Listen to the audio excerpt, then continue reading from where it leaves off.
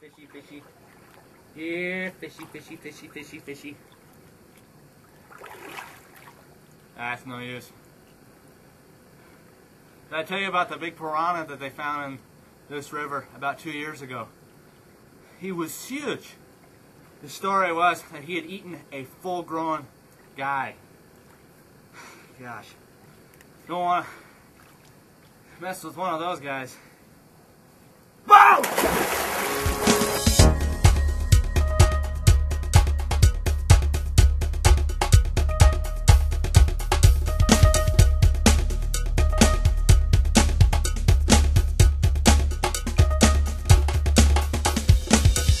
Coyotes everywhere, closing in on me, and you can even eat them, but don't eat them when they're all swollen up and blue.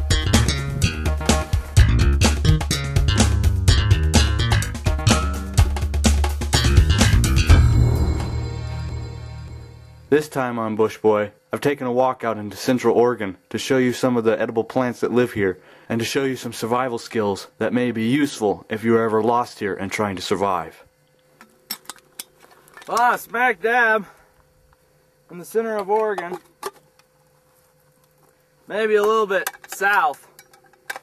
The thing about Oregon that's kind of cool is that 1 minute you're in the desert, next minute you're in the forest, and next minute you're fishing in a river. Because, you know, most of Oregon, Central Oregon anyway, is like this. Desert, sagebrush, a few juniper trees and things like that. Not a lot of edible plants out there in the desert, but occasionally you will come across a few. But these plants that are out here, they grow all over the world, and a few of them are very useful. So I'm going to go around and show you some of these. Mostly all you see here is sagebrush. About, I don't know, 2-3 miles away from here, there's a river, and I'll take you to that river, and I'll show you maybe how to spearfish, which is a really good thing to learn if you're out here in the wild. Trying to survive in Oregon, or anywhere for that matter. Here's juniper. The juniper tree, very common out here in the desert. You probably even heard of it. I've had them in my other videos. It gets this little berry on here, and they are edible, but they taste absolutely dreadful.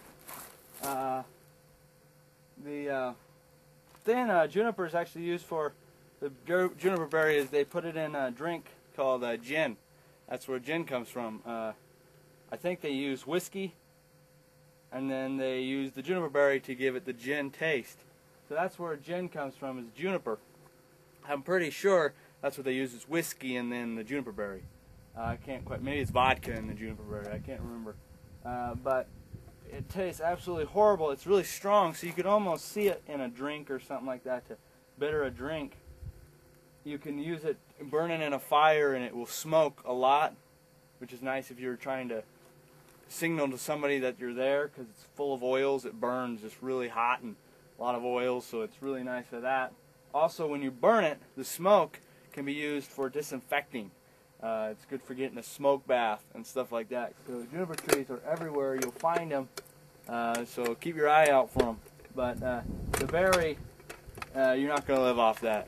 One thing I've heard, it's a real old story, but the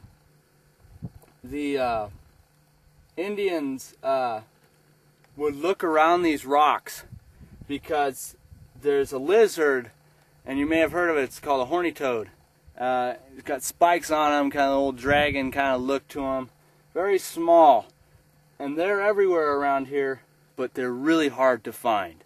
What he would do is they would take him and they'd stick him on the sore, on the bite, like a snake bite or any kind of insect bite, black widow, whatever, and they'd stick him on there, and he would suck the blood out of the Indian guy, you know, and he would suck the blood right out of there, and he would swell up, you know, and turn blue and all these things because of the poison. Another thing is that they are never more than a half a mile away from water, and that was a real useful thing. Was when they found them, they knew there was water at least a half a mile away.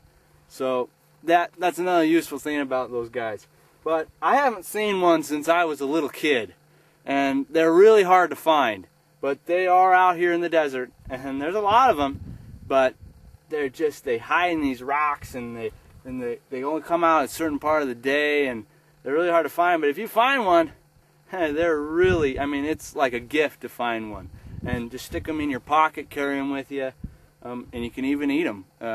But don't eat them when they're all swollen up and blue. If you got bit by a snake and it got away and you didn't see what you got bit by, and you don't know if it's a poisonous snake or just an ordinary snake, there is a way you can tell by the teeth. And I'm going to put up a picture of what the marks should look like. And as you can see, the marks, the teeth marks of the rattlesnake are a lot different than the gopher snake. And the gopher snake, his teeth bites are going to be a lot like gray racer or another snake that's not dangerous. Most all snakes that are poisonous have these have the shape as the rattlesnake, and that is the two fangs that you can see in the drawing. Well, here I am next to a river out here in Oregon. There's a lot of these kind of rivers out here you'll find in Oregon, even out near the desert. I wanted to show you some of these edible plants that grow around here. I also wanted to show you some good ways of catching fish out here in these rivers if you didn't have a fly rod or a fishing pole of some kind, and all you had was a spear. So let's get started, because these bugs are eating me alive and I gotta get moving. Let me get rid of some of my gear here.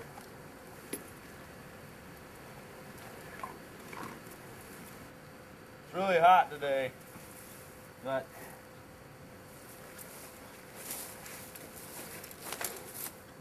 there's some Russian olive trees up here, and there's some willow trees farther down the river.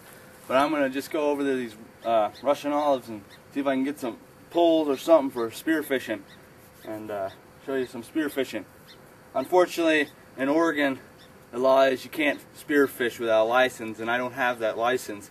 But I can kind of just show you the best way of doing it, and if you ever had to, you could do it. But fortunately, I'm not going to be able to catch any fish. The fish that are in this river are mostly trout. There are some mussels and stuff, so I'm going to try to look for some of those. But my luck, all those mussels are probably gone by now. So, but we'll go up there and get some of those tree branches off the Russian olive, and maybe even show you some of those Russian olive. Here's some of that Russian olive, and these are the berries on here. Well, the olives around there, and man, these ants are horrible. Around October and November, they'll turn red and dry up like dates, and you can eat them. You can actually eat them right now. They're kind of nasty tasting, but you can even eat the nut right now, or the seed inside. But right now, what I want to try to do is get some of these branches off here. Maybe like a long stick or something I can use for a spear. And you really want a spear with a Y on it. Just Y and a long. Here, I'll show you one. I can find one here. Let me turn the camera off. These bugs are just eating me alive. I think I gotta change the battery as well. I think I got one right up there. I'm gonna have to climb up there. I'm gonna turn this camera off.